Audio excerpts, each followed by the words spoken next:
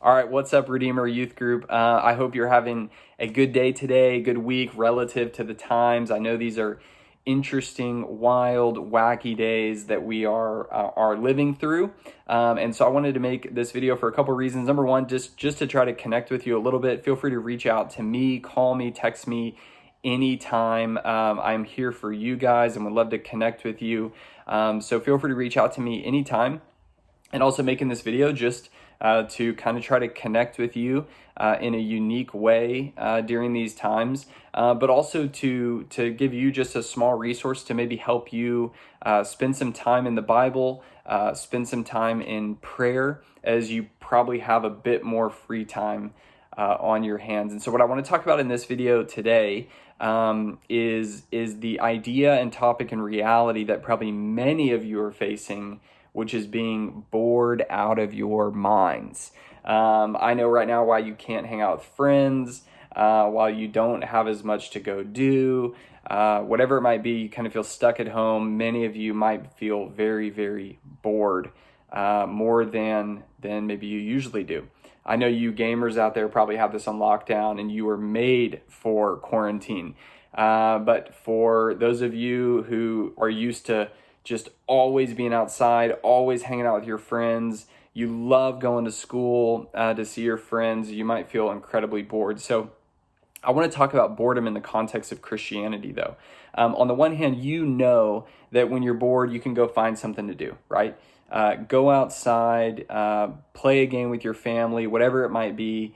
That's not what I want to talk about today. What I want to talk about is boredom in the context of Christianity and the Bible and church, because I know maybe for you, Christianity bores you, right? Elephant in the room. Elephant in the room. I know for some of you, maybe for you, going to church is boring. Reading the Bible is boring. Spending time in prayer is boring. And so when I say I want to make a video to help you spend time in the Bible, you think, boring. I want to help you spend some time in prayer. Boring. I'm trying to find something exciting to do, something stimulating, something moving, right? And so is Christianity boring? Is the message of the Bible boring? Well, in one sense, we could all say to some degree, sometimes it is to us.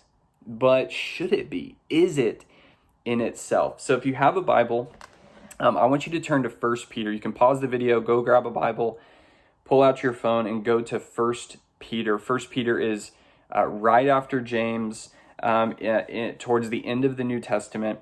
1 Peter chapter 1, starting in verse 10, Peter starts to talk about what the prophets of the Old Testament prophesied of. And they spoke of Jesus, that Jesus was going to come, he was going to live, he was going to die, he was going to rise from the dead. And Peter says this fascinating, wildly fascinating thing about the message of the gospel. Starting in verse 12 of chapter 1, he says, "It was revealed to them," it was revealed to the prophets, "that they were serving not themselves, but you, in the things that have now been announced to you through those who preach the good news to you by the Holy Spirit sent from heaven." So the prophets were serving you, prophesying of the gospel. You have now heard the gospel. Jesus has come. It's all been made perfectly clear. And then he says this, Peter says this about the gospel. He says that the good news has been preached to you by the Holy Spirit, sent from heaven, things into which angels long to look. The gospel is a thing into which angels long to look. Heavenly beings in the presence of God, angels, long to look into, consider, ponder, see the glory of God displayed in the good news. In other words, the gospel is utterly fascinating, wildly exciting news, a wild reality that even heavenly beings like angels long to look into it, long to consider it. So is the gospel boring? Of course not. Of course not. Does it get more wild that God would take on our humanity and live among us and fulfill God's law, the law that we have failed to fulfill in our sin. He would fulfill it. Then he would die a cursed death on the cross, the death you and I deserve to die. And then he would rise from the dead, accomplishing our salvation to totally forgive us, totally give us grace and mercy, give us his righteousness, that we would be totally accepted by God.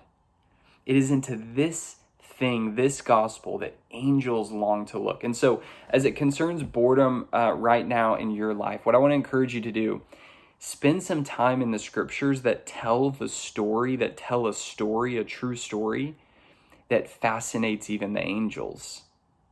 Spend some time in prayer talking to this God that is fascinating, who is fascinating to angels. Maybe grab a good book that will help you do this. I want to recommend a book by a guy named Jared Wilson, Gospel Deeps.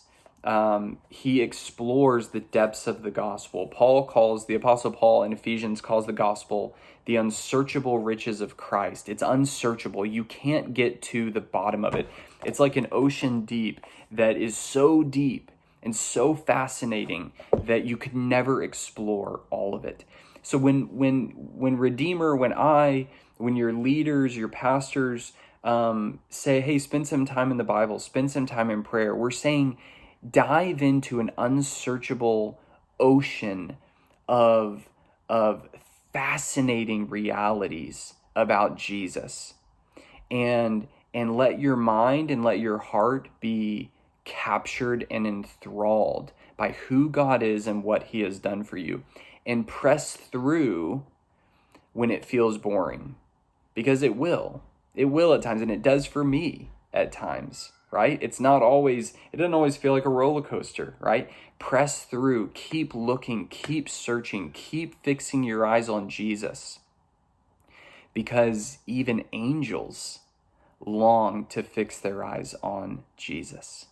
I hope this is helpful. In the next video, we're going to talk about a tough question about God's goodness and power and how it relates to what's going on in the nation. Is God good if all this crazy stuff is happening? And if he is good, why is he not stopping all of this? We're going to talk about that and cover that in the next video. So until then, peace.